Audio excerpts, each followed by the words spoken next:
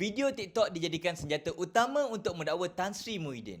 Hari ini telah berlangsung perbicaraan kes rasuah lebih 200 juta melibatkan Tan Sri Muhyiddin Yassin. Di dalam perbicaraan, saksi pendakwaan pertama merupakan pegawai SPRM dan beliau telah memainkan suatu video sebagai bukti bahawa Tan Sri terlibat dengan rasuah. Bayangkan, pada mulanya saya ingat adalah video Tan Sri mengambil rasuah macam Albert Tay rakam Wakil Rakyat Sabah. Tengok-tengok ianya hanyalah video ucapan Tan Sri yang telah disunting oleh penyokong kerajaan Madani. Punyalah terdesak kerajaan Madani nak menjatuhkan reputasi Tan Sri Muhyiddin hingga video TikTok Wan Hadi pun dijadikan bahan bukti utama oleh SPRM dalam perbicaraan hari ini. Jadi peringatan kepada anda semua, cepat blok akaun Wan Hadi sebelum Wan Hadi post video anda.